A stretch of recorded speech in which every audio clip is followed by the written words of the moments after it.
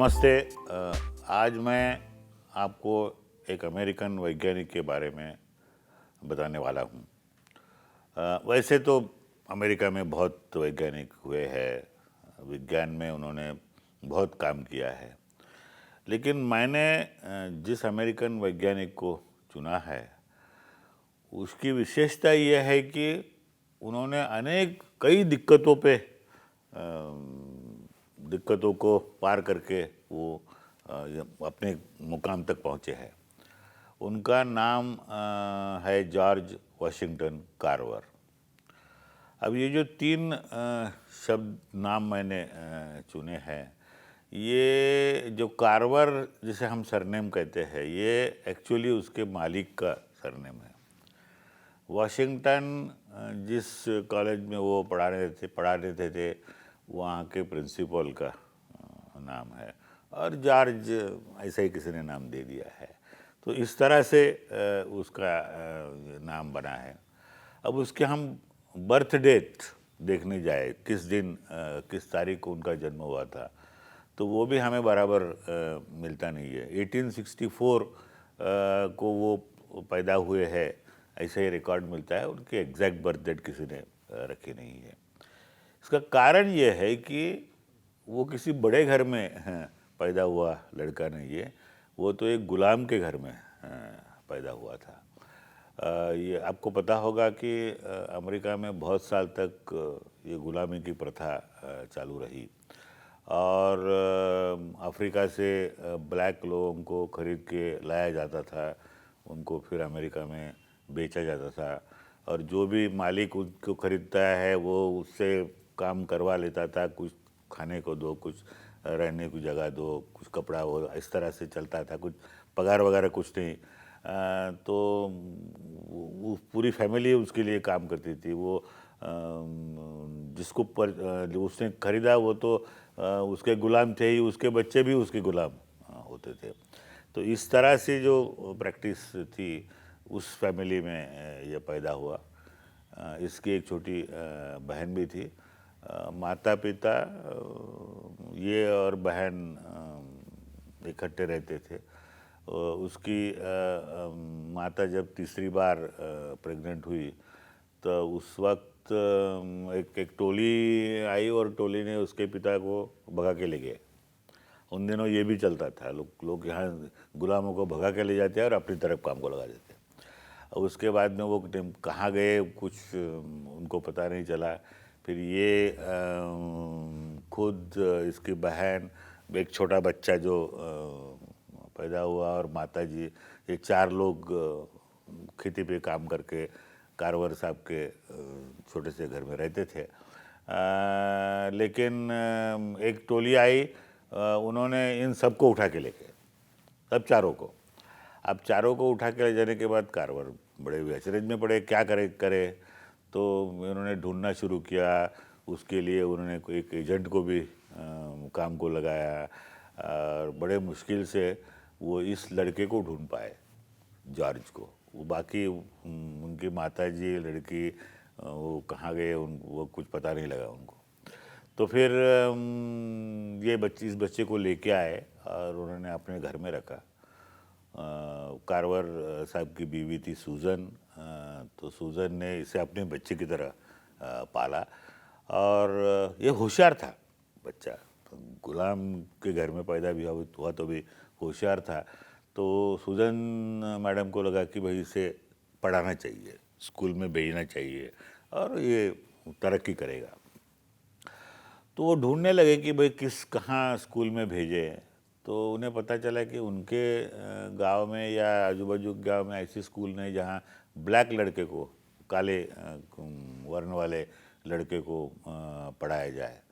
तो बड़े मुश्किल से उन्हें पता चला कि एक दूसरे कुछ दूर पे गांव है, वहाँ एक स्कूल है, वहाँ ब्लैक लड़कों को लेते हैं। तो उन्होंने एक पहचान की लेडी से कांटेक्ट किया। उन्होंने कहा कि भाई हमारे पास एक ऐसा लड़का है जिसको हम पढ़ाना चाहते हैं, आप इनको आपके घर में रखो, आपके घर में वो काम करेगा वगैरह वगैरह। तो उस लेडी ने भी उसे अपने बच्चे की तरह अपने घर में रखा, और उसका स्कूल एजुकेशन शुरू हुआ।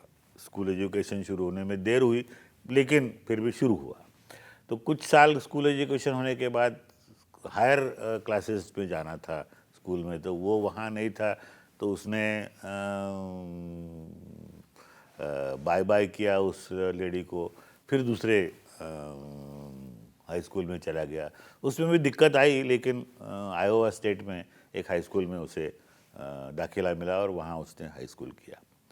अब जब वो हाई स्कूल कर रहा था तो टीचर्स जो उसके थे, उन टीचर्स को पता चला कि ये बड़ा इंटेलिजेंट बॉय है, बहुत बहुत ईमानदार है, सिंसियर है, एक्सपेरिमेंट्स भी बहुत अच्छा करता है, तो इसे और आगे भेजना चाहिए। तो उन टीचर लोगों ने उसे सपोर्ट किया। कारवार साहब का तो सपोर्ट था ही, लेकिन आगे के एजुकेशन के लिए उसके टीचर्स ने उसे सपोर्ट किया और कहाँ उसे एडमिशन मिलाया जाए। एक आयोवा स्टेट में एक कॉलेज था जहाँ उसके दाखिला देने में उसके टीचर्स ने मदद की और वहाँ उसने ग्रेजुएशन किया। और एग्रीकल्चर उसने सब्जेक्ट लिया था। एग्रीकल्चर नॉलेज जो है, इसमें प्लांट्स का ग्रोथ कैसा होता है, किस ज़मीन में किस प्रकार के प्लांट आते हैं, अगर ज़्यादा फल लेना है तो क्या करना चाहिए, ये सब ज्ञान उसने लिया। और ये जो ज्ञान उसने लिया उसका इस्तेमाल अपने सोसाइटी को होना चाहिए, ये उसे लगता था। क्योंकि जब उसने वो जो फर्स्ट लेडी जिसके तरफ वो पढ़ता था प्राइमरी स्कूल के लिए, उससे जब उसने बाय बाय किया तो उसने कहा कि भाई बेटा, तू बहुत पढ़ाई कर, और पढ़ाई करने के बाद जो भी तू ज्ञान लेगा उसका सोसाइटी को इस्तेमाल होना चाहिए, अपने पास नहीं रखने का। तो ये उसके दिमाग में पक्का बैठ गया और उसने कहा कि जो भी नॉलेज मेरे पास है उसको मैं सोसाइटी को देना चाहता हूँ, सोसाइटी का भला करना चाहता हूँ। अब सोसाइटी का भला कैसे करे, उसका नॉलेज तो एग्रीकल्चर का था, तो एग्रीकल्चर में ही वो सोसाइटी को ज्ञान दे सकता था। तो उसने इधर उधर देखना शुरू किया, जब तक वो 1896 में उसका मास्टर्स हुआ। देखिए बहुत साल लगे उसको। उसके बाद में वो जॉब में लगा। तब तक ये स्लेवरी, गुलामगिरी की जो प्रथा थी वो बंद हुई और इन गुलामों को खेती बाती करने के लिए थोड़ी ज़मीन दी गई।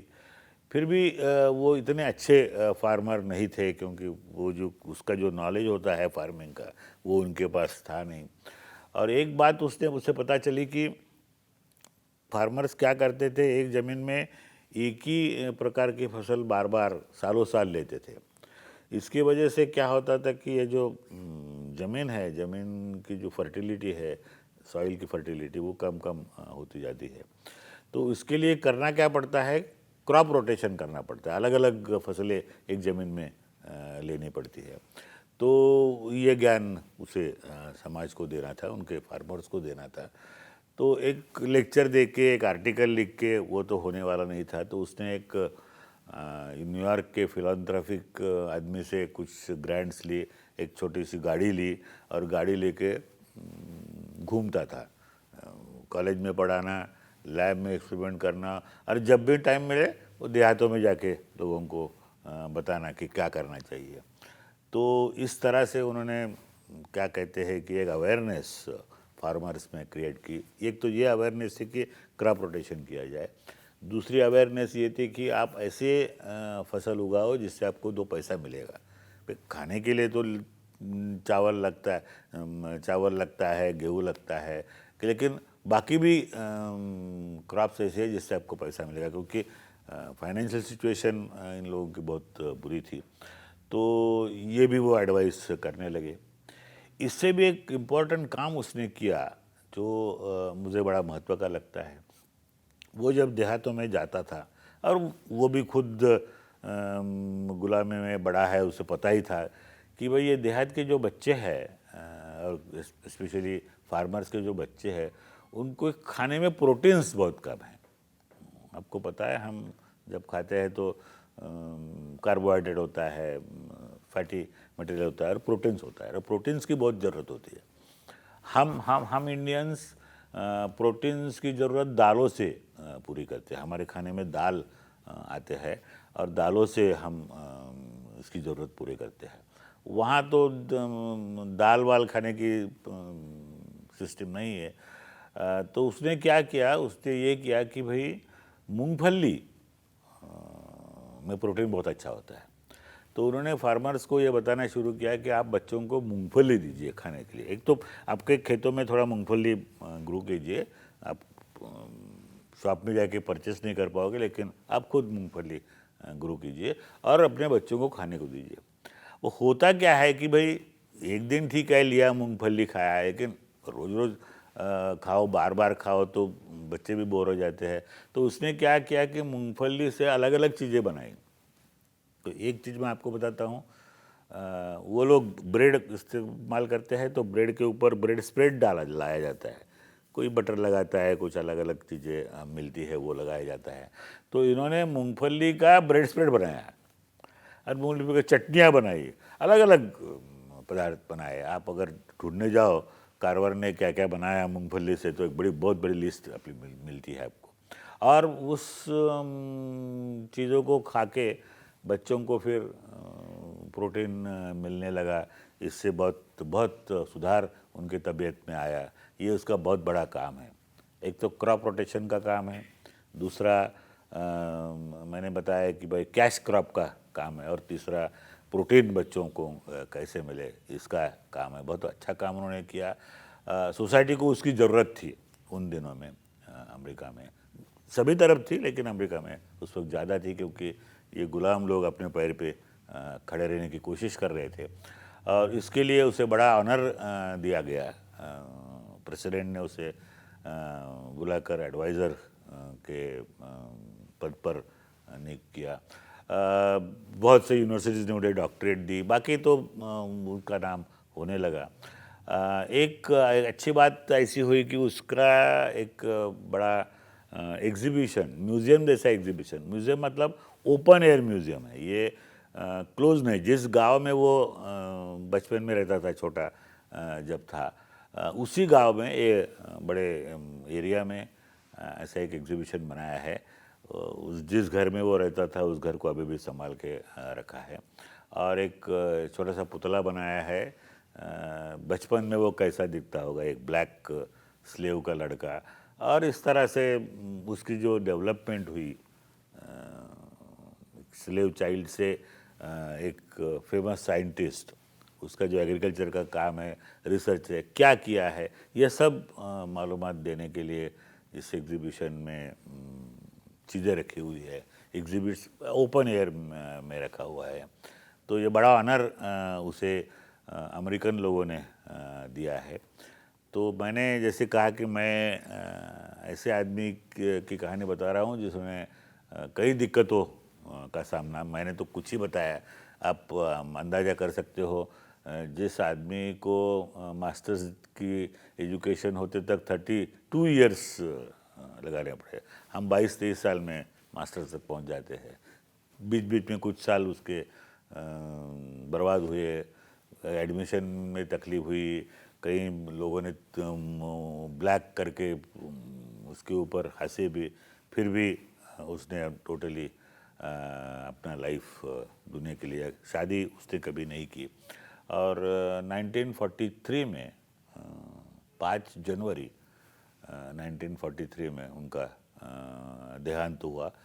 तो जो भी लाइफ उन्हें मिला 1864 से 1943 तक, ये लाइफ उन्होंने समाज के लिए, दुनिया के लिए दिया है।